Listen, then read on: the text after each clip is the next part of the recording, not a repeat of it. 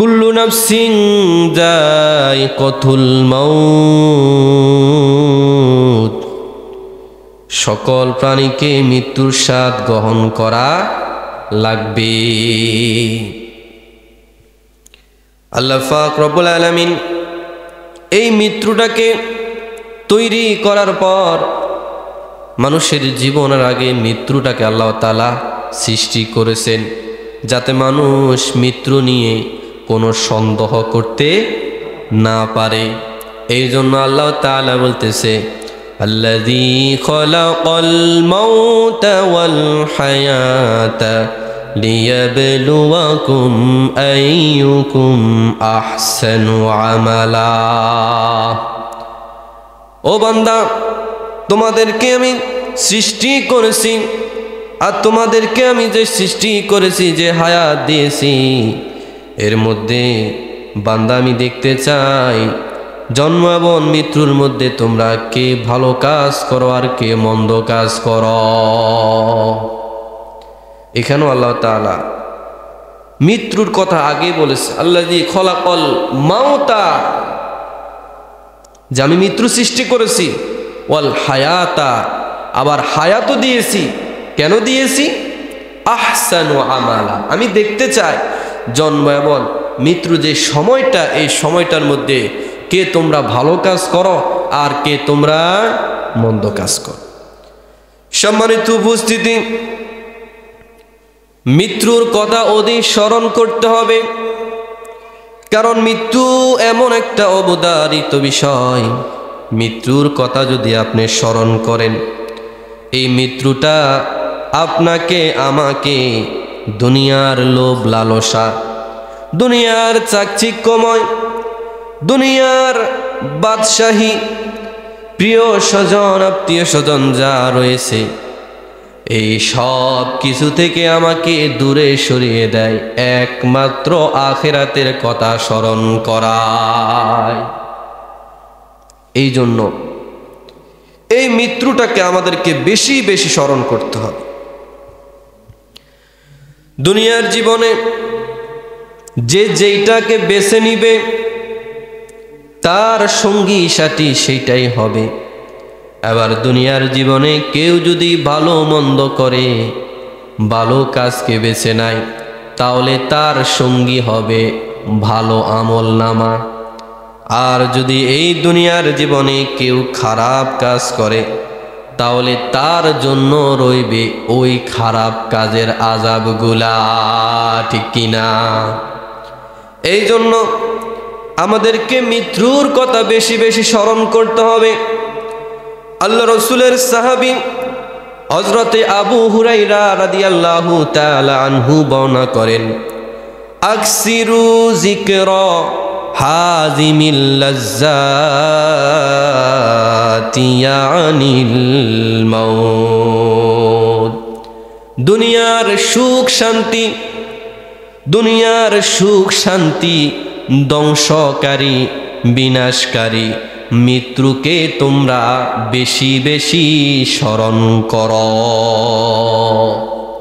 দুনিয়ার সুখ শান্তি, ভাইয়ের সাথে, বোনের সাথে, টাকা পয়সা, দুনিয়ার চাকচিক্যময়, দুনিয়ার লোভ লালসা, বিশালতা, সকল কিছুকে ধ্বংস করে দেয় কি? মৃত্যু। ভাইয়ের সাথে আমার সম্পর্ক ছেদ, বোনের সাথে সম্পর্ক ছেদ, টাকা পয়সার সাথে সম্পর্ক ছেদ, বাড়ি গাড়ির সাথে সম্পর্ক ছেদ। এবার আমি একা, আমি কি হয়ে গেছি? একা। আমার ছেলে মেয়ে আছে, তাদের সাথেও আমার সম্পর্ক নাই। আমার প্রিয় স্ত্রী, যাকে খুশি করার জন্য কত না কিছু করলাম, মা বাবাকে খুশি করার জন্য কত না কিছু করলাম, সেই ছোট থেকে মা বাবার কথা শুনে পড়াশোনা করলাম। মা বাবা বলতেছে পড়াশোনা করো, পড়াশোনা করলে ভালো চাকরি করতে পারবে। পড়াশোনা করলাম, ভালো চাকরিও পেলাম, টাকা পয়সাও ইনকাম করলাম, তারপরে বিয়ে শাদিও করলাম, স্ত্রী হলো, ছেলে সন্তান হলো, আর কত। এইভাবে সময়টা কেটে যায়। কিন্তু আমরা বলুন তো দেখি, এই সময়টার মধ্যে আমরা 100% আমরা কাউকে কি খুশি করতে পেরেছি?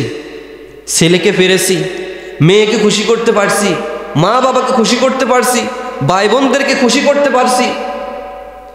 বিদেশ করতেছি, বিদেশ করে যতদিন পর্যন্ত মা বাবাকে দিয়েছে এতদিন মা বাবা কি খুশি।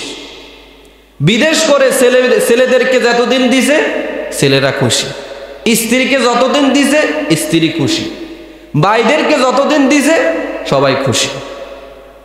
এবার যখন দিতে না পারি এবার সবাই নাখুশ। বিদেশ করলাম, সবাইকে দিলাম, দেশে আইলাম, বিয়ে শাদী হলো, এবার সবাই বলতেছে বিয়ে করার পর আমাদের ছেলেটা পরিবর্তন হয়ে গেছে। এখন আর সে তার মায়ের কথা শুনে না, বাবার কথা শুনে না, ভাই বোনদের দিকে তাকায় না, এখন তার বউ হইস, এরকম বলে না ভাই? তো দেখেন, দুনিয়াতে 100% আপনি কাউকে খুশি করতে পারবেন না, কিন্তু আপনি চাইলে মালিককে খুশি করতে পারবেন। সারাদিন পরিশ্রম করে ক্লান্তি হয়ে বাসায় আসার পর স্ত্রীও আপনার উপর খুশি হয় না, আপনার ছেলে সন্তানও আপনার উপরে খুশি হয় না, সারা জীবন তাদেরকে দিয়েছেন, তারা আপনার উপর খুশি না। কিন্তু রাত্রিবেলা যদি আপনি তাহাজ্জুদের নামাজে দাঁড়িয়ে আল্লাহর কাছে বলেন, এতেই আল্লাহ খুশি। সুবহানাল্লাহ। আল্লাহকে খুশি করতে কিন্তু বেশি কিছু লাগে না, শুধু চোখের পানি। রাত্রিবেলা নামাজে দাঁড়াই গেছেন, আপনার মনে কত কষ্ট আছে, দুনিয়ার মানুষের কাছে বলবেন, হয়তো বা একটু সান্ত্বনা দিবে, একটু বুঝ দিবে, বন্ধু বান্ধবের কাছে যাইবেন, তারা একটু বুঝাইবে, কিন্তু আপনার সমস্যার সমাধান কেউ করতে পারবে না। এই জন্য বলি, দুনিয়ার ডাক্তার, দুনিয়ার যারা কবিরাজ রয়েছে, তারা মানুষের যে উপরের যেই রোগ ব্যাধি রয়েছে, হাতে ব্যথা, পায়ে ব্যথা, মুখে ব্যথা, তার মাথার সমস্যা, তার পায়ে সমস্যা, তার কিডনিতে সমস্যা, তার লিভারে সমস্যা, তার শরীরের অঙ্গ প্রত্যঙ্গর মধ্যে সমস্যা, ডাক্তারে এই রোগগুলার নিরাময় করতে পারে, কিন্তু অন্তরের যেই রোগ, অন্তরের যেই ব্যথা রয়েছে, এই রোগের ওষুধ দুনিয়ার কোনো ডাক্তারে দিতে পারে না, ঠিক কিনা? এই রোগের ওষুধ একমাত্র আল্লাহর কাছে। যত দুঃখ, যত ব্যথা রয়েছে, সব কিছু একমাত্র আল্লাহকে বলেন। দুনিয়ার যত বিপদ আপদ রয়েছে, দুনিয়ার যত ক্লান্তি রয়েছে, এক নিমিষে আল্লাহ তাআলা সমাধা করে দিবেন। এই কারণে মনের যত জ্বালা, মনের যত দুঃখ কষ্ট, এগুলা মানুষের কাছে বলে মানুষের কাছে আপনি সাধারণ পাত্র হওয়ার কোনো প্রয়োজন নাই। কারণ দুনিয়ার এই মানুষের কাছে আপনি বলবেন, হেরা আপনার হলে হাসাহাসি করবে, কিন্তু আপনার সমস্যার কোনো সমাধান হবে না। কারণ কি? এই রোগের ওষুধ একমাত্র কার কাছে? আল্লাহর কাছে। আপনার মনে হাজারো কষ্ট, আপনার মনে হাজারো দুঃখ, কোরআন তেলাওয়াত করেন। এই কোরআন তেলাওয়াত করবেন, এই কোরআন তেলাওয়াতের, এই কোরআন তেলাওয়াত করার কারণে আপনার উপরে আল্লাহর রহমত নাজিল হবে, আপনার অন্তরটা ভালো লাগবে, আপনার অন্তরে প্রশান্তি ঢেলে দিবেন যিনি, তিনি কে? এই জন্য আমরা সব সময় দুঃখ কষ্ট থাকি না কেন, বিপদে থাকি না কেন, সব সময় একজনের কাছে চাইব, তিনি কে? সম্মানিত উপস্থিতি, এই জন্য বিশ্বনবী সাল্লাল্লাহু আলাইহি ওয়াসাল্লাম জানিয়ে দেন, আকসিরু যিকরা হাযিমিল লাজ্জাতি ইয়ানিল মাউত। তোমরা বেশি বেশি মৃত্যুর কথা স্মরণ করো, কারণ যেদিন মৃত্যু চলে আসবে, এই দুনিয়ার সুখ, দুনিয়ার স্বাচ্ছন্দ্য সকল কিছুকে ধ্বংস করে দিবেন। আনাস ইবনে মালিক রাদিয়াল্লাহু তাআলা আনহু বর্ণনা করতেছেন, আল কাইসু মান দানা নাফসাহু وعمل لما بعد الموت। প্রকৃত সচেতন ওই ব্যক্তি, প্রকৃত সচেতন ওই ব্যক্তি যে তার নফসকে নিয়ন্ত্রণ করে, যে তার নফসকে নিয়ন্ত্রণ করে। আজকে এখানে ওয়াজ হচ্ছে, এখানে আলোচনা হচ্ছে, আপনার নফস নামাজ পড়ার পরে আপনাকে মাথার মধ্যে দিছে দোকানে চলো, বাড়িতে চলো, বাজারে চলো, ওই জায়গায় চলো, সেই জায়গায় চলো, কিন্তু আপনি আপনার নফসকে কন্ট্রোল করে বলেছেন না, আজকে আমি এখানে যে তাফসির মাহফিল হয়, এখানে যে কোরআন থেকে আলোচনা হয়, আজকে আমি এখানে বসবো, এখানে আমি কোরআন থেকে আলোচনা শুনবো। এটাই হচ্ছে নফসকে কন্ট্রোল করা। আজকে আমরা নফসকে কন্ট্রোল করতে পারি না। মানে মনের ইচ্ছা, মনে বলতেছে বাড়িতে যাওয়ার জন্য, বাড়িতে চলে গেলাম, মনে বলতেছে বাজারে যাওয়ার জন্য, বাজারে চলে গেলাম। কিন্তু মন দেখবেন সব সময় যেই কাজে কোনো লাভে নাই, যেই কাজে গুনাহ, এইসব কাজের কথা দেখবেন মনে সবসময় বেশি আপনাকে বলবে যে এই কাজটা করো, ওই কাজটা করো। দেখবেন মনে সবসময় এগুলাই আপনাকে বলবে।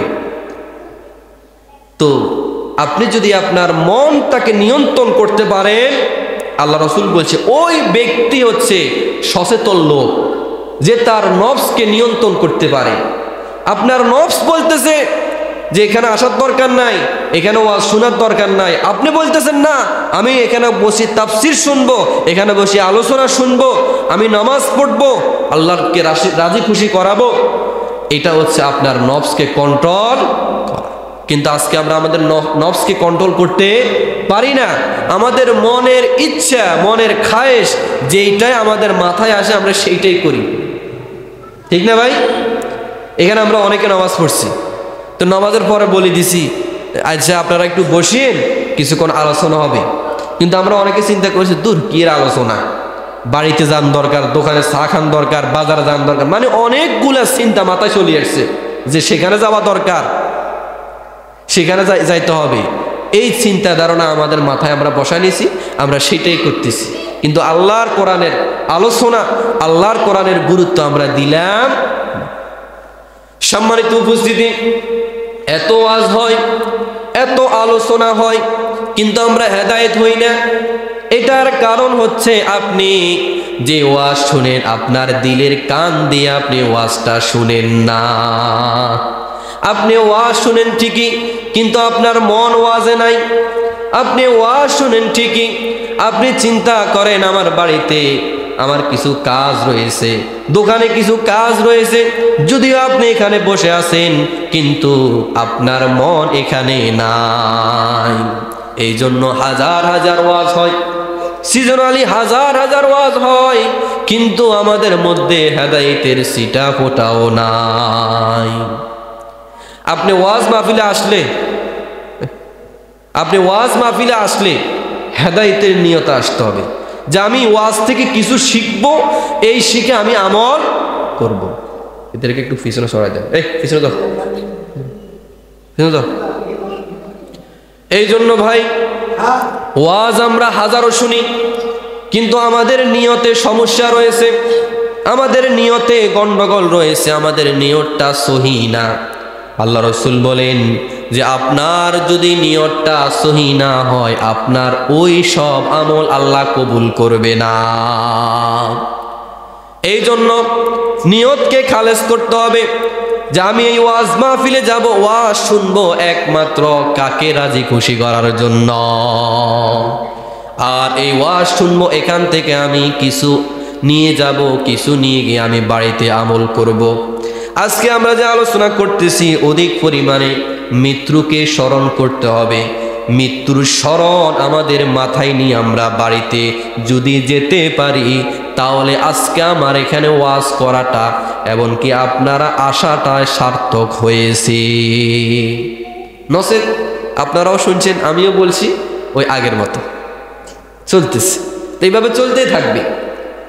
সম্মানিত উপস্থিতি, আব্দুল্লাহ ইবনে ওমর রাদিয়াল্লাহু তাআলা আনহু বর্ণনা করেন, এক ব্যক্তি আল্লাহ রাসূল সাল্লাল্লাহু আলাইহি ওয়াসাল্লামকে এসে প্রশ্ন করতেছে, ইয়া রাসূলুল্লাহ, সবচাইতে বুদ্ধিমান এবং সবচাইতে চিন্তাশীল লোক কে?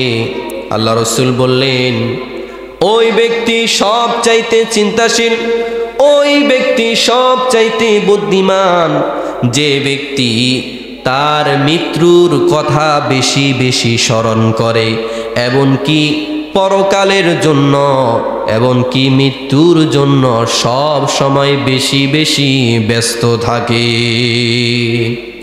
সব সময় মৃত্যুর কথা চিন্তা করে, বেশি বেশি মৃত্যু নিয়ে চিন্তা করে, এমনকি মৃত্যু নিয়ে ব্যস্ত থাকে। চিন্তা করা হয় দুনিয়ায় কয়দিন থাকবো, আমার বাবাটা মারা গেছে, দাদাও মারা গেছে, বড় ভাইটাও চলে গেছে, ছোট ভাইটাও মারা গেছে। বলেন তো দেখি, যাওয়ার কি কোনো সিরিয়াল আছে? বড় ভাইয়ের আগে ছোট ভাই চলে গেছে, তারপরে দাদার আগে নাতি চলে গেছে, তারপরে বাপের আগে ছেলে চলে গেছে। এরকম হয় না? তো যাওয়ার কোনো সিরিয়াল নেই। এই জন্য ভাই, জানাজার নামাজ পড়ি, আমরা জানাজায় যাই, মানুষকে দাফন করি, মানুষকে কবর দিই। এত এত মানুষ আমাদের হাত দিয়ে আমাদেরকে কবর দিলাম, আমাদের হাত দিয়ে তাদেরকে মাটি দিয়ে আসলাম, তাদের জন্য দোয়া করে আসলাম, কিন্তু তারপরও আমাদের অন্তরে যে আমরা মৃত্যুবরণ করব, এরকম কোনো ভয়, এরকম কোনো চিন্তা আমাদের মধ্যে নাই। আছে এরকম ভয় জাগে? এই যখন একজন মানুষ মরে, দেখবেন মুসল্লি বাড়ি যায়, জানাজার নামাজ পড়ার জন্য সকলে যায়, তারপরে মসজিদও কিছুদিন একটু মুসল্লি আসে, একটু চিন্তা চেতনা ভিতরে ঢুকে, কয়েকদিন পরে আবার আগের মতো ঠুস হয়ে গেছে, মানে ওনার মন থেকে ওই ভয়টা উড়ে গেছে। এই জন্য আমাদেরকে বেশি বেশি মৃত্যুর কথা স্মরণ করতে হবে। জাবের ইবনে আব্দুল্লাহ রাদিয়াল্লাহু তাআলা আনহু বর্ণনা করেন, বিশ্বনবী সাল্লাল্লাহু আলাইহি ওয়াসাল্লাম, বিশ্বনবী সাল্লাল্লাহু আলাইহি ওয়াসাল্লাম বলেন, একদিন জিবরাইল আলাইহিস সালাম আল্লাহ রাসূল সাল্লাল্লাহু আলাইহি ওয়াসাল্লামকে বলতেছে, হে মুহাম্মদ, যতদিন খুশি জীবন যাপন করুন, যতদিন খুশি আপনি জীবন যাপন করুন, কিন্তু মনে রাখবেন আপনি মৃত্যুবরণ করবেন। বলতেছে আপনি যতদিন ইচ্ছা জীবন যাপন করেন, কোনো সমস্যা নাই, কিন্তু মনে রাখবেন আপনাকে মৃত্যুবরণ করা লাগবে। এরপর বলতেছে, যার সাথে দরকার, যার সাথে মনে চায় বন্ধুত্ব করুন, কিন্তু মনে রাখবেন আপনাকে মৃত্যুবরণ করা লাগবে। তাদেরকে ছেড়ে আপনাকে দুনিয়ার মায়া ত্যাগ করে তাদেরকে ছেড়ে কবরেই যেতে হবে একা একা। এই পর্যন্ত যত মানুষকে কবর দিছেন, ওই লোকদের সাথে কি কেউ কবরে গেছে? বলেন না গেছে? যারা কবর দিতে গেছে, যারা কবরে রাখছে, বাঁশ দিয়ে তাদেরকে দাফন করছে, তারা কি সেখানে রয়ে গেছে? তারা উঠে চলে আসছে না? তো এই জন্য আল্লাহ রাসূলকে বলতেছে, আল্লাহ রাসূল যতদিন চান মানুষের সাথে সম্পর্ক করেন, কিন্তু মনে রাখবেন আপনার সাথে কেউ যাবে না, সবাই আপনাকে রেখে তারা চলে যাবে, আপনি একাই পড়ে থাকবেন কবরে। তারপর বলতেছে, যত খুশি পারেন আমল করুন, নামাজ পড়েন, হজ করেন, যাকাত দেন, রোজা রাখেন, ভালো কাজগুলা করেন, মনে রাখবেন আপনার মৃত্যুর পরে এই আমলগুলাই আপনার সঙ্গী হবে। সুবহানাল্লাহ। বলেন তো দেখি, দুনিয়ার কোটি কোটি টাকার মালিক, জায়গা সম্পত্তি অর্থ করির কোনো অভাব ছিল না, ওই লোকটা কি মৃত্যুর সময় কি কিছু টাকা, কিছু জমি, এগুলা কি কবরে নিতে পেরেছে? এরকম কি কেউ দিছে যে আমার বাবা কবরে চলে যাবে, দীর্ঘ সময় থাকবে, কিছু টাকা পয়সা দিয়ে দিই, তারপরে সেখানে কিছু খাবার দাবার দিয়ে দিই, এরকম দেয় মানুষ? এই জন্য আল্লাহ বলতেছে যে আপনার দুনিয়ার এত টাকা পয়সা, এই দুনিয়ার এত ধন সম্পত্তি কিছুই কাজে আসবে না, কিছুই আপনার সাথে যাবে না, কিন্তু আপনি যেটা আমল করবেন, আপনি যে আমলটা করবেন এই আমলটাই আপনার সাথে যাবে। এই কারণে আল্লাহ রসুল আপনি বেশি বেশি আমল করুন। সম্মানিত উপস্থিতি, আমরা যখন নামাজে দাঁড়াই, নামাজের মধ্যেও আমাদের মন নামাজে বসে না। নামাজে দাঁড়ালে দুনিয়ার চিন্তা, ছেলে মেয়ের চিন্তা, নামাজে দাঁড়ালে ব্যবসা বাণিজ্যর চিন্তা, মেয়েরা যারা, মা বোনরা যারা রয়েছে তাদেরও চিন্তা আছে। তারা যখন নামাজে দাঁড়ায় বেশিরভাগ মাগরিবের সময় তারা চিন্তা করে অমুক জায়গায় আমার মোরগটা রয়ে গেছে, অমুক জায়গায় হাঁসটা রয়ে গেছে, পুকুরে হাঁসটা এখনো উঠে নাই, একটা মোরগ হারাই গেছে, ছেলেটা কোথায় রয়েছে, মেয়েটা কোথায় রয়েছে, সব সময় দেখবেন তাদের মাথায় এগুলা চিন্তা আসে। আর আমরা যারা পুরুষরা রয়েছে আমরা চিন্তা করি গরু গোতানের, আমরা কিছু চিন্তা করি গরুর ওই সমস্যা, গরুটা এখনো ফাইলাম না, বাজারে যাওয়া লাগবে, আরো নানান চিন্তা। দেখবেন নামাজে দাঁড়াইলে যে কথাগুলো কোনো সময় মনে আসে না, নামাজে দাঁড়ালে দেখবেন সেই কথাগুলোই মাথায় আসে, মানে অন্য সময় এগুলা মাথায় আসে না। বাজারে গেছে, বাজারে যাওয়ার সময় তো স্ত্রী বলে দিছে লাগবে চাউল আনা লাগবে, ডাউল আনা লাগবে। বাজারে গেছে বন্ধু বান্ধবের আড্ডায় সব বলে গেছে। এবার আশারের আজান দিছে, আজান দেওয়ার পরে যায় যখন নামাজে দাঁড়াইছে তখন যায় মনে আইছে, তখন যায় মনে হয়েছে কি যে বাড়িতে তো কিছু তরকারি কথা বলছে, এগুলো তো কি নিতে হবে, কিন্তু এর আগে যে বন্ধু বান্ধবের লাগে আড্ডা দিছে তখন কিন্তু এগুলো মাথায় নেই, এগুলো মাথায় কি আসে না। যখনই নামাজে দাঁড়াইছে তখন যে আবার শয়তানে এই সবগুলা মনে করাই দিতেছে যে বাড়িতে যাওয়ার সময় এই তরকারি নিতে হবে, বাড়িতে যাওয়ার সময় আলু নিতে হবে, বাড়িতে যাওয়ার সময় ওইটা নিতে হবে, সেইটা নিতে হবে, এগুলো সবগুলা মাথায় হাজির। সম্মানিত উপস্থিতি, এই জন্য আল্লাহ রাসূল সাল্লাল্লাহু আলাইহি সাল্লাম বলেন, তোমরা যখন সালাতে দাঁড়াবে তোমরা মনে করবে এইটাই হচ্ছে আমাদের জীবনের, এইটাই হচ্ছে আমার জীবনের শেষ নামাজ। এটা আমার জীবনের কি নামাজ? শেষ নামাজ। আল্লাহ রাসূল বলে দিয়েছেন, তোমরা যখন নামাজে দাঁড়াবে তখন তোমরা নামাজের মধ্যে মৃত্যুর কথা স্মরণ করো, আর যখন মৃত্যুর কথা তোমরা স্মরণ করবে তখন দেখবে তোমার সালাত সুন্দর হবে, দুনিয়ার চিন্তা চেতনা তোমার মাথায় থেকে চলে যাবে। বলুন তো দেখি, একজন লোক নামাজে দাঁড়ানোর পর কত চিন্তা চেতনা মাথায় আসতেছে, ওই কাজটা করতে হবে, অমুক জায়গায় বিল্ডিং এর কতদূর কাজ বাকি আছে, অমুক থেকে টাকা পাবো, ওর থেকে টাকা পাবো, এ আমার থেকে নিবে, ওইটা পাবো, সেটা পাবো, কত চিন্তা চেতনা মাথায় আসে। এই অবস্থায় সে চিন্তা করতেছে এগুলা পরে করা লাগবে, না করলে সমস্যা হবে। তো বলুন তো দেখি, এই লোকটা যদি তখন মারা যায় এই কাজগুলা করবো কে? বলেন না, উনি কি করতে পারবো আর? কিন্তু অথচ যখন উনি আছে তখন দুনিয়ার চিন্তাই মাথায় চলতেছে, উনি চিন্তা করো উনি ছাড়া এই কাজগুলা কে করব।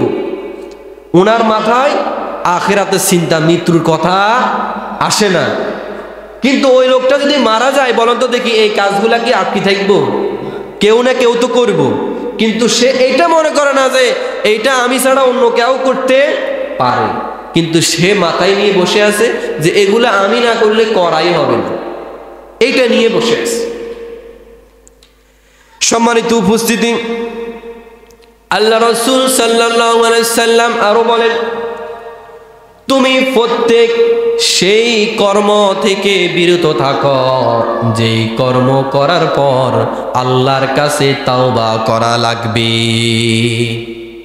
তুমি সেই কাজ থেকে বিরত থাকো, সেই গুনাহ থেকে বিরত থাকো যেই কাজটা করার পর, যেই কাজটা করার পর আবার তাওবা করা লাগবে। এইগুলা কাজ থেকে কি থাকো? বিরত থাকো।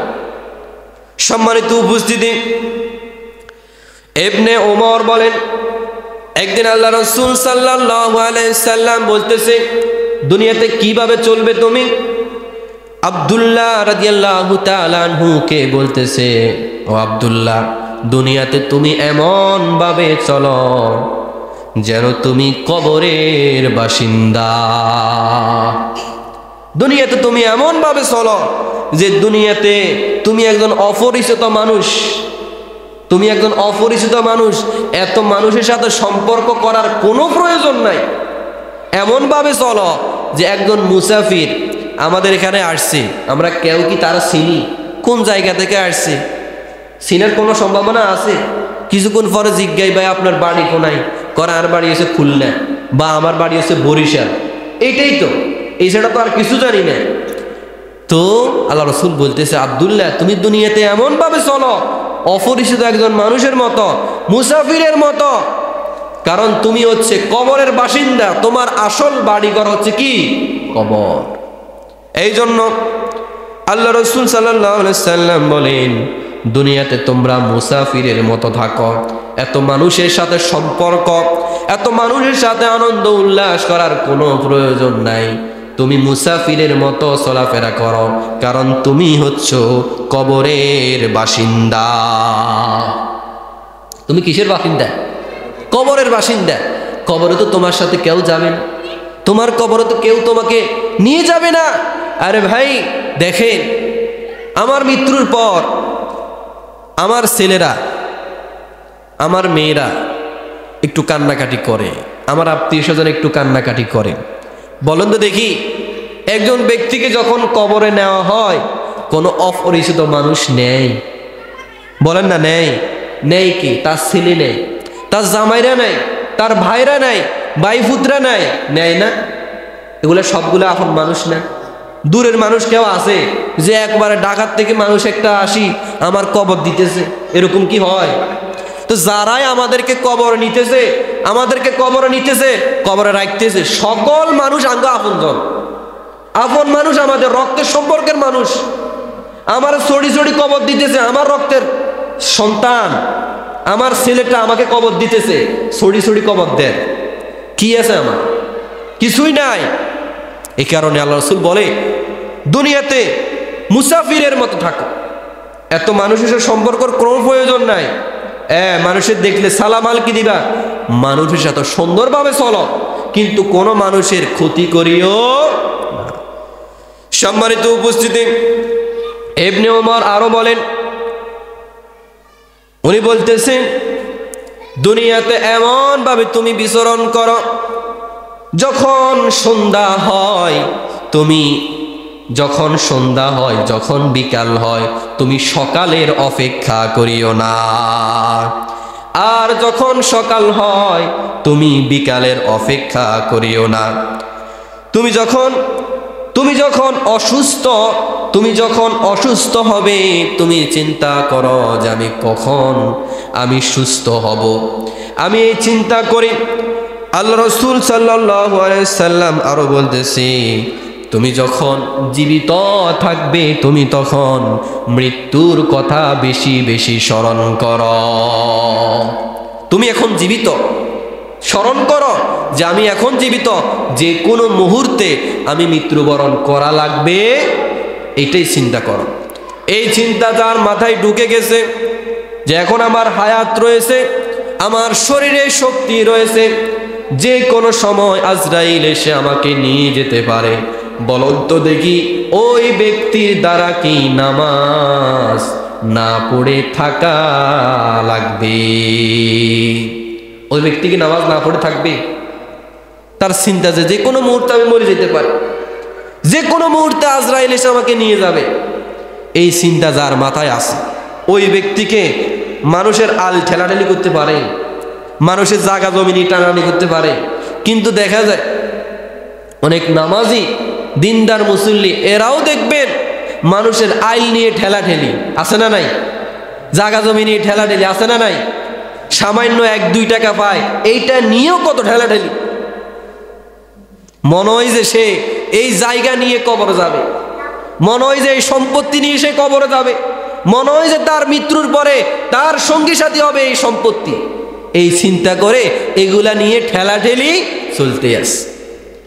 সম্মানিত উপস্থিতি, এই জন্য আল্লাহ রাসূল সাল্লাল্লাহু আলাইহি ওয়াসাল্লাম বলেন, তুমি যখন সুস্থ থাকো তখন তুমি অসুস্থ হওয়ার জন্য প্রস্তুতি নাও, কারণ তুমি যখন সুস্থ থাকবে যে কোনো মুহূর্তে যে কোনো সময় তুমি অসুস্থ হতে পারো। এমন কেউ কি বলতে পারবে যে আমি এখন সুস্থ, আমি আর অসুস্থ হব না?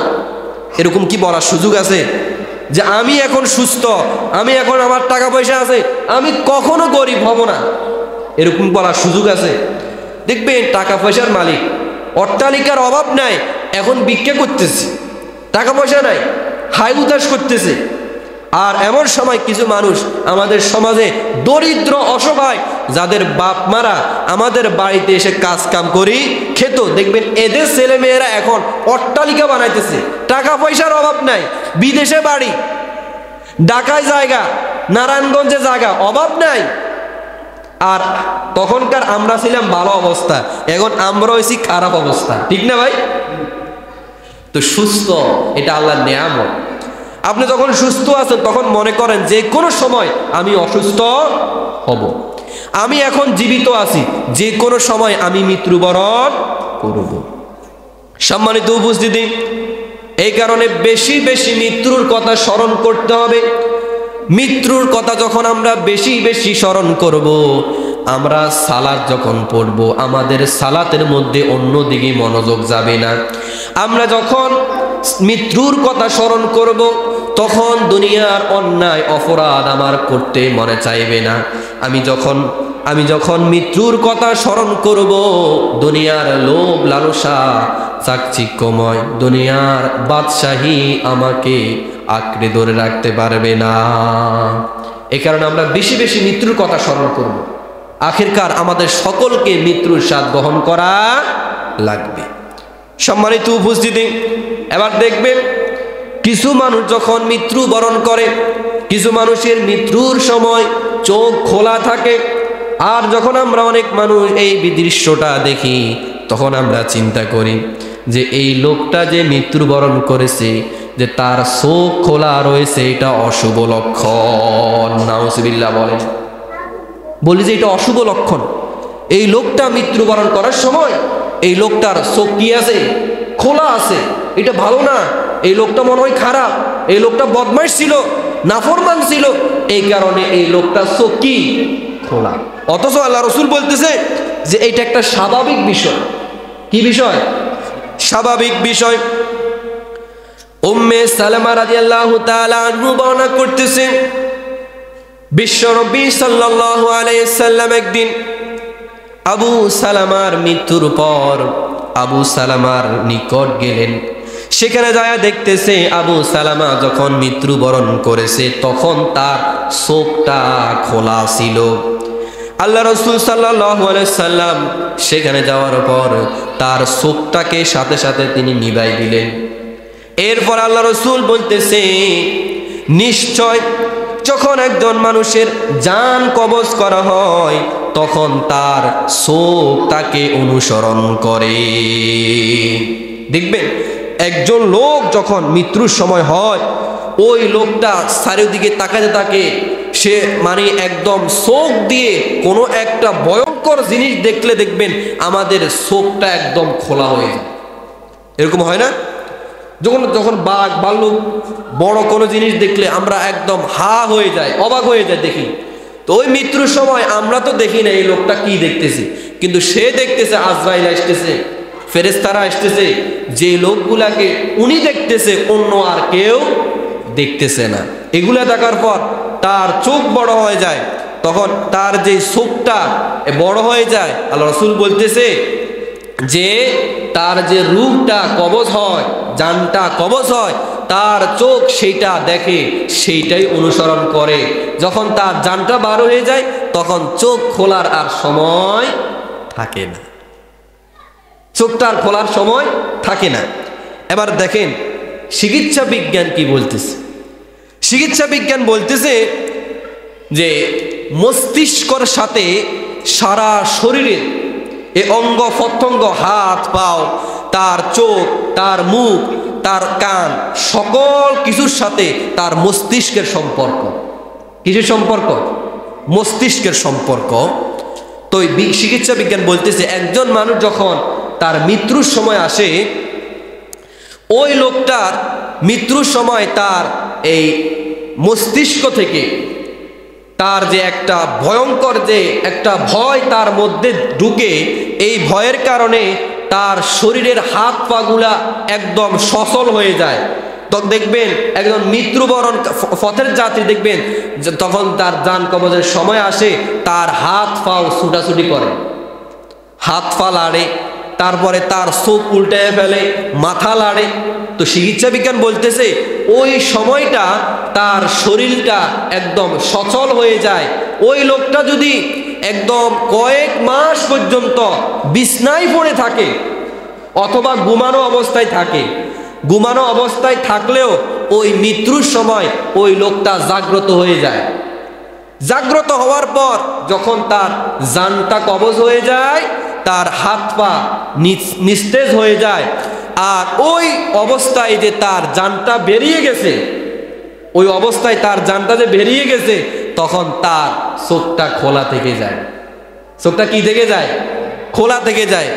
বলেন তো দেখি, একটা ফ্যান বন্ধ করার পর ফ্যানটা কি সাথে সাথে বন্ধ হয় নাকি কিছুক্ষণ চলে? কিছুক্ষণ চলে না ফ্যান? তো ওই লোকটা যখন জানটা বেরিয়ে গেছে, সকল শরীর নিস্তেজ হয়ে গেছে, কিন্তু চোখের তো কোনো আলাদা কোনো সিস্টেম নাই, সে তখন খোলাই থাকে। তো চিকিৎসা বিজ্ঞান এমনকি আল্লাহ রসুল বলতেছে যে এইটা কোনো অসাধারণ বিষয় না, এটা সাধারণ একটা বিষয়, এটা যে কারো হতে পারে, এটা যে কারো হতে পারে। এই নিয়ে আপনি অমঙ্গল তারপরে খারাপ কিছু বলার কোনো সুযোগ নেই। সম্মানিত উপস্থিতি, আমাদের সমাজে দেখবেন কিছু মানুষ হঠাৎ করে স্ট্রোক করে মারা যায়। এরকম হয় না? হঠাৎ করে স্ট্রোক করে, যুবক ছেলে গাড়ি চালাইতেছে, হঠাৎ করে অ্যাক্সিডেন্ট করে শেষ। তারপর একজন মানুষ হঠাৎ করে রাত্রিবেলা হার্ট স্ট্রোক করে শেষ। তো এই যে মৃত্যুগুলা হয়, এই মৃত্যুগুলা কি ভালো না খারাপ? এই মৃত্যুগুলা ভালো না খারাপ? আল্লাহ রসুল বলতেছে হঠাৎ মৃত্যু এটা কিন্তু মানুষের জন্য কল্যাণ না। এটা মানুষের জন্য কি না?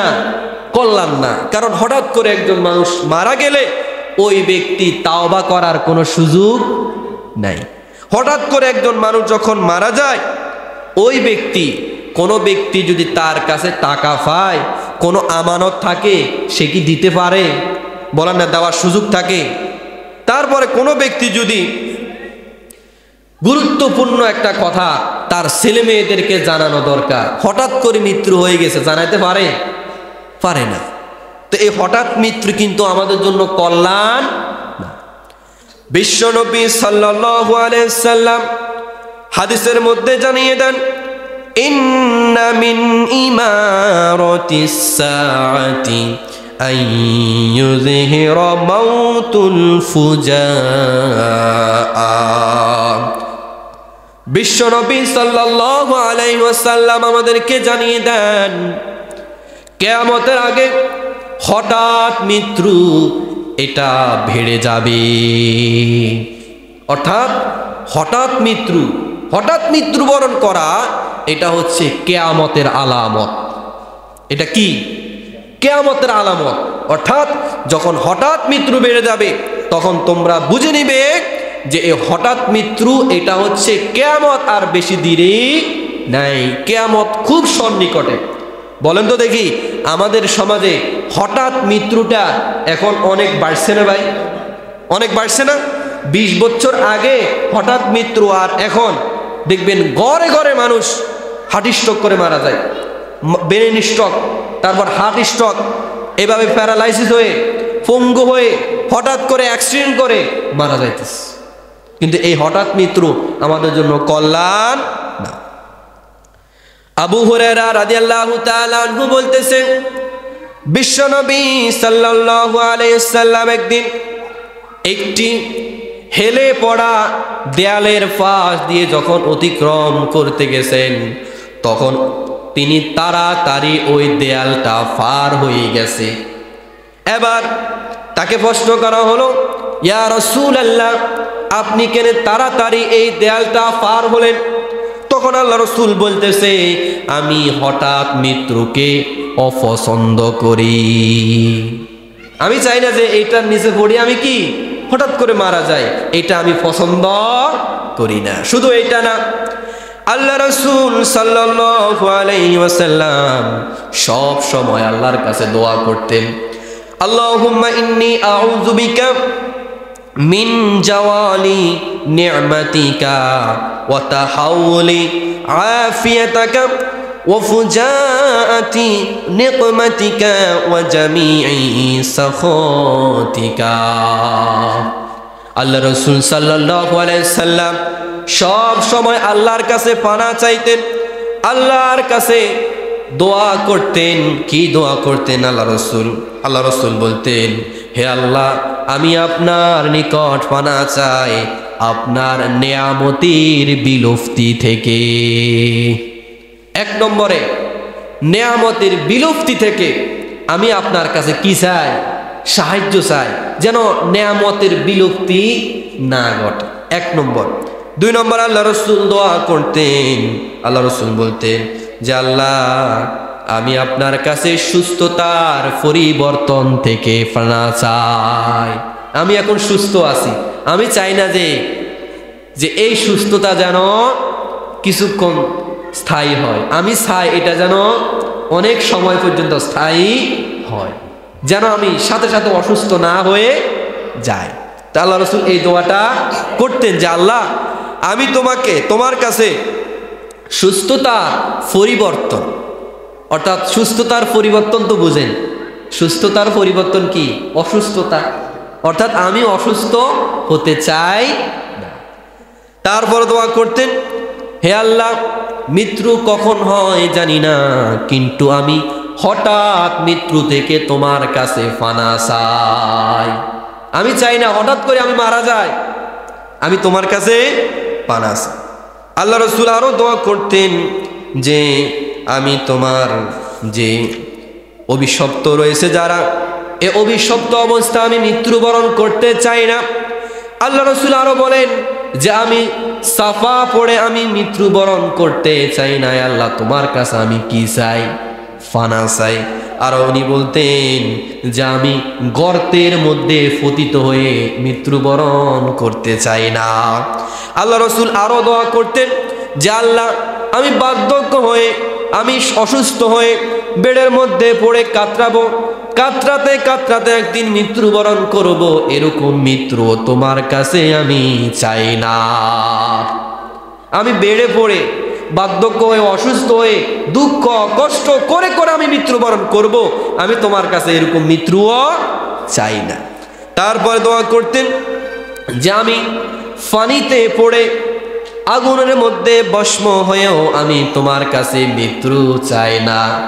আল্লাহ রাসূল আরো দোয়া করতেন যে আল্লাহ, আমি বিষাক্ত সাপের ছোবল খেয়ে মৃত্যুবরণ করব, এরকমও আমি তোমার কাছে চাই না। বলেন তো দেখি, এই দোয়াগুলো আমাদের শিখার দরকার আছে না? যে কোনো মুহূর্তে সাপ, বিচ্ছু, এমনকি আগুনে পড়ে পানিতে ডুবে, এরকম কি মৃত্যু হয় না? তো এই দোয়াগুলো আমরা কিন্তু চাইলে আল্লাহর কাছে কি করতে পারি। আপনি বাংলাতে করতে পারেন যে আল্লাহ, আমি চাই না আল্লাহ আপনি আমাকে আগুনে পুড়ে মৃত্যু দিবেন। হে আল্লাহ, আমি চাই না আপনি আমাকে পানিতে ডুবাইয়া মৃত্যু দিবেন। হে আল্লাহ, আমি চাই না যে বিষাক্ত সাপ আমাকে সবল দিবে, বিষাক্ত বিচ্ছু আমাকে সবল দিবে, এই সবলকে আমি মৃত্যুবরণ করব। আমি তোমার কাছে এই মৃত্যুগুলা থেকে কি চাই? পানা চাই। আপনি হঠাৎ করে আমাকে মৃত্যু দিবেন, আমি এটা চাই না। আমি চাই আমি আমল করে সুন্দর একটা দিনে, ভালো একটা সময় আমি যেন মৃত্যুবরণ করতে পারি, আর যেন তাওবা করে মৃত্যুবরণ করতে পারি। আমরা কিন্তু চাইলে আল্লাহর কাছে হাত তুলে এই দোয়াগুলা করতে পারি, কারণ আল্লাহ রাসূল এই দোয়াগুলা করতে।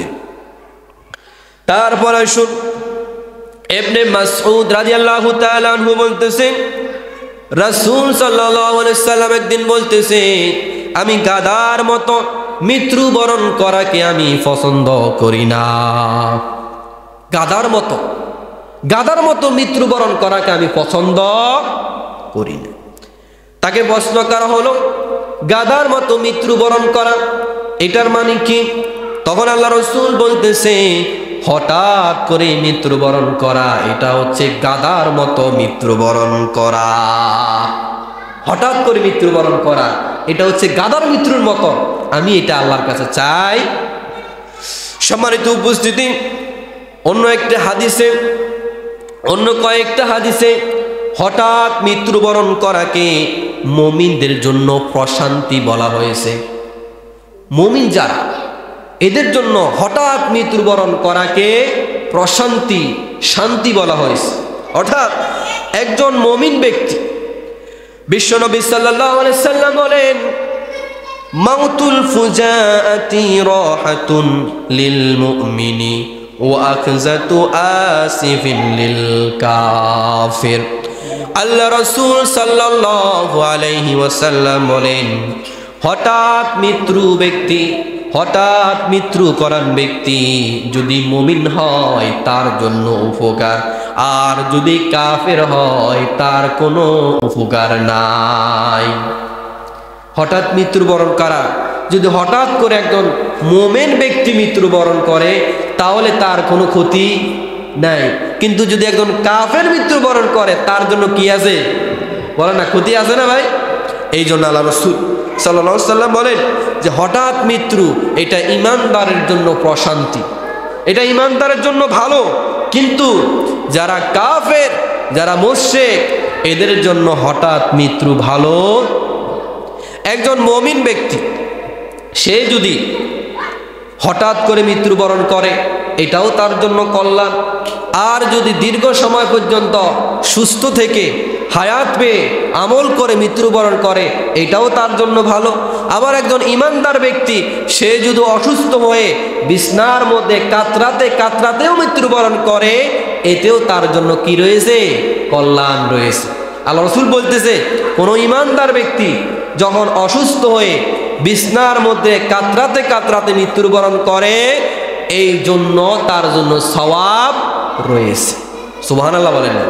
একজন ব্যক্তি অসুস্থ, এই অসুস্থতার কারণও তাকে কিন্তু সওয়াব দেওয়া হয়, তার গুনাহ ক্ষমা করা হয়।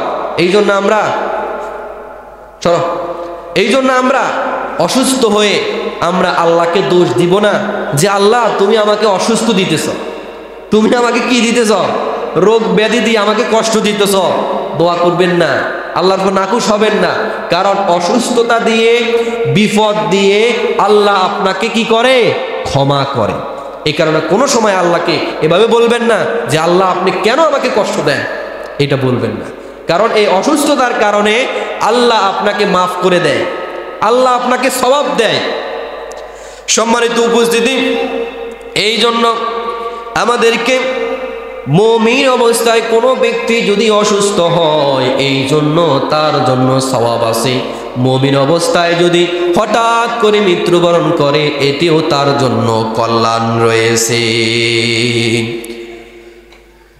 তারপর একদিন আসমা বিনত আবু বকর রাদিয়াল্লাহু তাআলা আনহু বর্ণনা করতেছেন, একদিন আল্লাহ রাসূল সাল্লাল্লাহু আলাইহি সাল্লাম খুতবা দিতেছেন।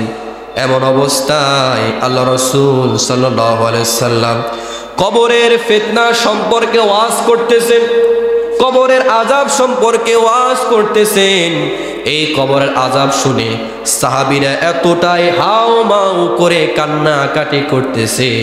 আল্লাহ রাসূল পরবর্তীতে কি বলেছেন? আসমা বলতেছে, আমি আর বাকি কথাগুলো শুনতে পারি নাই। কবরের ওয়াজ, কবরের আযাবের ওয়াজ যখন করা হতো সাহাবীরা এতটাই কান্নাকাটি করত যে তাদের কান্নাকাটির জন্য খুতবাটা পর্যন্ত শোনা যেত না। আর আজকে আমাদেরকে এত ওয়াজ নসিহত কবরের করা হয়, তারপর আমাদের কোনো পরিবর্তন হয় না। সম্মানিত উপস্থিতি, এই কারণে আল্লাহ রাসূল সাল্লাল্লাহু আলাইহি সাল্লাম কবরের ফিতনা, এই কবরের ফিতনাকে বলেছে আমি তোমাদের জন্য ভয় করি দুইটা বিষয়, একটা হচ্ছে দাজ্জালের ফিতনা, আরেকটা হচ্ছে কবরের ফিতনা। কবরের ফিতনা কিন্তু খুবই ভয়ঙ্কর। আল্লাহ রাসূল বলছে দুইটা ফিতনা থেকে আমি তোমার কাছে আশ্রয় চাই। একটা হচ্ছে কবরের ফিতনা, আরেকটা হচ্ছে দাজ্জালের ফিতনা। দাজ্জাল মানুষকে আসি বলবে যে আমি হচ্ছে খোদা, আমি হচ্ছে আল্লাহ, তোমরা আমাকে মানো। মানুষ সাথে সাথে মেনে নিবে, ইমানটা সে ধ্বংস করে ফেলবে। সম্মানিত উপস্থিতি, আজকে আমাদের সামনে এত ওয়াজ হয়, এত নসিহত হয়, এত বয়ান হয়, কিন্তু তারপর আমাদের দিলটা নরম হয় না। তারপর আমরা আমাদের দিলটা নরম করে আল্লাহর পথে আসি না, আল্লাহর নামাজ আদায় করতে আসি না। কিন্তু আল্লাহ রাসূল সাল্লাল্লাহু আলাইহি সাল্লামের একজন সাহাবী হযরতে ওসমান রাদিয়াল্লাহু তাআলা আনহু, ওনাকে প্রশ্ন করা হলো, ওনার দাস হানির আছে, আপনাকে যখন জান্নাতের ওয়াজ করা হয় আপনি কান্নাকাটি করেন না, জাহান্নামের ওয়াজ করা হয় আপনি কান্নাকাটি করেন না, কিন্তু যখন কবরের আযাবের কথা বলা হয়, কবরের আযাবের বয়ান করা হয়, তখন আপনি কেন কান্নাকাটি করেন? আপনার সামনে কবর সম্পর্কে আলোচনা করা হয়, আপনার সামনে কবর সম্পর্কে আলোচনা করলে আপনি কান্নাকাটি করেন, অথচ জান্নাতের জাহান্নামের বয়ান করা হয় আপনি কান্নাকাটি করেন না। এটার কারণ কি?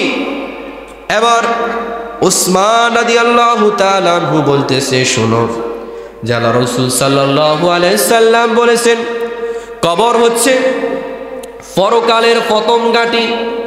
এই প্রথম ঘাঁটির মধ্যে যে ব্যক্তি বেঁচে যাবে ওই ব্যক্তির জন্য আর কোনো ভয় থাকবে না। আর যে ব্যক্তি এই কবরের প্রথম ঘাঁটির মধ্যে ধরা খেয়ে যাবে, প্রশ্নের উত্তর দিতে পারবে না, ওই ব্যক্তির জন্য সব জায়গায় বিপদ আর বিপদ। সুবহানাল্লাহ। ওই ব্যক্তির জন্য সব জায়গায় বিপদ আর বিপদ। ওসমান রাদিয়াল্লাহু তাআলা আনহু বলতেছে, আমি চাই না যে কবরে যেই ফিতনা হবে, কবরে যে সওয়াল জবাব করবে, আমি চাই না যে ওই কবরে যেন আমি আটকা পড়ে যাই। আমি চাই না যে কবরে যে সওয়াল জবাব করবে সেই ফিতনা, সেই জায়গা থেকে যেন আমি বেঁচে যাই। এই কারণে আমি সব সময় কবর দেখলে কান্নাকাটি করি। কবরের পাশ দিয়ে যখন উনি যেতেন কবর দেখে কাঁদতেন। আর আমরা মানুষকে কবর দিই, মানুষকে মাটি দিই, তারপরও আমাদের অন্তরে কবরের কোনো ভয়। দেদারসে জানাজার নামাজও পড়লাম, একজন মানুষকে কবরও দিলাম, খাওয়া দাওয়া খাইলাম, খাওয়া দাওয়া চলে না, খাওয়া দাওয়া খাইলাম, সব কিছু খাই, আবার বলে গেছি, আবার আগের মতো আবার নাফরমানি, আগের মতো আবার জৈন ঠেলাঠেলি, আগের মতো আবার নাফরমানি, আগের মতো আবার মানুষের উপরে নির্যাতন জুলুম। এরকম কি করে না মানুষ ভাই? এত নামাজ, এত জিকির, এত কিছু, তারপর মানুষের মধ্যে কোনো ভয় নাই। জাহান্নামের আযাবের ভয়, কবরের আযাবের ভয় তারপর আমাদের মধ্যে। সম্মানিত উপস্থিতি, এই জন্য আল্লাহ রাসূল সাল্লাল্লাহু আলাইহি সাল্লাম বলেন, একজন কাফের, একজন মুশরিক, সে যখন কবরে যাবে, সে যখন কবরের বাসিন্দা হবে, তাকে যে প্রশ্ন করা হবে ওই প্রশ্নের উত্তর যখন সে দিতে পারবে না, কবর থেকে তার শাস্তি শুরু হয়ে যাবে। নাউজুবিল্লাহ। আর একজন মুমিন ব্যক্তি, একজন আমলকারী ব্যক্তি, তার সম্পর্কে আল্লাহ বলতেছে, ওয়ালা ইউযলামুনা ফাতিলা। একজন ইমানদার ব্যক্তির উপরে এক সুতা পরিমাণও জুলুম করা হবে না। ওয়ালা ইউযলামুনা নাকিরা, এমনকি তার উপরে তিল পরিমাণও জুলুম করা হবে না। একজন ইমানদার ব্যক্তির উপরে আল্লাহ কোনো জুলুম করবেন না। কিন্তু একজন নাফরমান, একজন বেনামাজি, একজন খারাপ লোক, ওই লোকদেরকে আল্লাহ তাআলা কবর থেকেই তাদের শাস্তি শুরু হয়ে যায়। ওই নাফরমান যখন কবরের এই প্রশ্নগুলোর উত্তর দিতে পারবে না, তখন তার কবরে জাহান্নাম থেকে একটা রাস্তা করে দেওয়া হবে। ওই জাহান্নাম থেকে তার কবরে বিশাল বিশাল বড় সাপ, তার কবরে জাহান্নামের ফেরেশতারা এসে এসে তাকে আযাব দিতে থাকবে। তার কবরে আগুন দিয়ে তার কবরটাকে এইভাবে পরিপূর্ণ করে দেওয়া হবে, কোনোভাবে বাঁচার কোনো সুযোগ।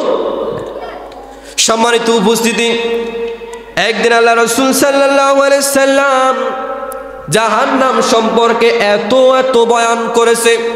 আল্লাহ রাসূল বলতেছে, আমি যখন মেরাজে গেলাম, মেরাজে সব চাইতে জাহান্নামী দেখলাম, সব চাইতে জাহান্নামী হচ্ছে নারীরা। সব চাইতে বেশি জাহান্নামে কারা? নারীরা। কারণ নারীরা কেন জাহান্নামে যাবে? জাহান্নামে যাওয়ার নারীদের অনেকগুলা কারণ, এর মধ্যে দুইটা কারণ প্রসিদ্ধ। একটা হচ্ছে নারীরা তাদের ফরদাটা ঠিক মতো আদায় করে না। চুল ছেড়ে দিয়ে গায়ের পোশাকটা ঢিলাঢালা না পড়ে একদম টাইট ফিট করে পড়ে তাদের গায়ের মাহরাম যাদের সামনে পর্দা করার প্রয়োজন তাদের সামনে চলাফেরা করে, মাথার ওড়না খুলে দেয়, চুল দেখায়া মানুষের সামনে সামনে চলে। এদেরকে চুলের মুঠি ধরে জাহান্নামে নিক্ষেপ করা হবে। বলা হয়েছে ওই লোকদেরকে, ওই মহিলাদেরকে জাহান্নামে তাদের চুলের মুষ্টি ধরে তাদেরকে লটকায় রাখবে জাহান্নামের মধ্যে। এত এত আযাব ওই মহিলাদের হবে। আরেকটা কারণ সেটা হচ্ছে তারা সব সময় স্বামীর নাফরমানি করে, স্বামীকে গুরুত্ব দেয় না, স্বামীকে পাত্তা দেয় না। এই কারণে সব চাইতে বেশি ওই মহিলারা জাহান্নামে যাবে। সম্মানিত উপস্থিতি, এই যে দোষগুলা মহিলাদেরকে বললাম যে এই দুইটা দোষের কারণে মহিলারা সব চাইতে বেশি জাহান্নামে যাবে। একটা হচ্ছে কি, তারা পর্দা ঠিক মতো আদায় করে না, তারা ঠিক মতো তার স্বামীকে গুরুত্ব দেয় না, স্বামীকে পাত্তা দেয় না। এই মহিলাগুলা সবচাইতে বেশি জাহান্নামে যাবে। আর একজন মহিলা যখন জাহান্নামে যাবে, 60 জন মানুষকে জাহান্নামে নিয়ে যাবে। কয়জন? 60 জন পুরুষকে জাহান্নামে নিয়ে একজন নারী জাহান্নামে যাবে। একজন নারী যখন জাহান্নামে যাবে, 1 নম্বরে তার সাথে জাহান্নামে যাবে তার বাবা। 1 নম্বরে কে যাবে? তার বাবা যাবে। 2 নম্বরে ওই নারী আরেকজনকে জাহান্নামে নিয়ে যাবে, সেটা হচ্ছে তার আপন ভাই। আপন ভাইকেও জাহান্নামে নিয়ে যাবে। আর 3 নম্বরে জাহান্নামে যাবে তার স্বামী। আর 4 নম্বরে জাহান্নামে যাবে তার বড় ছেলে। তাহলে একজন নারী যে জাহান্নামে যাবে, আমরা তো চিন্তা করি নারীরা জাহান্নামে যাইলে যাক, আমরা জান্নাতে যাইলে হুর হামু, আঙ্গো আর নারীগো দরকার আছে। কিন্তু এই চিন্তা করিয়েন না, একজন নারী যখন জাহান্নামে যাবে 60 জনকে নিয়েই যাবে। আপনি সেখানে হুরের চিন্তা করেন, আপনার বোনটা, আপনার স্ত্রীটা, আপনার মাটা জাহান্নামে যাবে, আপনি চিন্তা করেন আমি তো বেঁচে গেছি। ঠিক না ভাই? বাঁচার সুযোগ নেয়। একজন নারী যখন জাহান্নামে যাবে 60 জনকে নিয়েই জাহান্নামে যাবে, বাঁচার কোনো রাস্তা নাই। এই কারণে আপনি একা একা আমল করে বুঝিয়েন না যে আমি তো আল্লাহওয়ালা। আপনার স্ত্রীটা পর্দা করে না, আপনার মেয়েটা পর্দা করে না, বউটা পর্দা করে না, আপনার মাটা পর্দা করে না, আর আপনি একদম হাজি সাহেব হয়ে, আপনি একদম প্রথম কাতারের মুসল্লি হয়ে বসে আছেন, কোনো লাভ নাই। আপনি নামাজি হন, হাজি হন, গাজী হন, যাই হন, ওই মেয়েটা জাহান্নামে যাবে, আপনাকেও নিয়ে যান। নাউজুবিল্লাহ বলেন। সম্মানিত উপস্থিত, তো আজকে আমরা যে কবর সম্পর্কে আমরা যে আলোচনা শুনলাম, যে মৃত্যু, এটা আমাদের সবাইকে মৃত্যুর স্বাদ গ্রহণ করতে হবে। এই কারণে আমরা বেশি বেশি মৃত্যুর কথা স্মরণ করতে হবে। মৃত্যুর স্মরণ যদি আমরা বেশি বেশি করি, তাহলে দুনিয়ার লোভ লালসা কমে যাবে। সম্মানিত উপস্থিতি, যেই কথাগুলো বলেছি, আল্লাহ পাক রব্বুল আলামিন আমাদের সকলকে, এমনকি আমাকে আমল করার তৌফিক দান করুক। ওয়া আখিরি দাওয়ানা আনিল হামদুলিল্লাহি রাব্বিল আলামিন। আসসালামু আলাইকুম ওয়া রাহমাতুল্লাহি ওয়া বারাকাতুহু।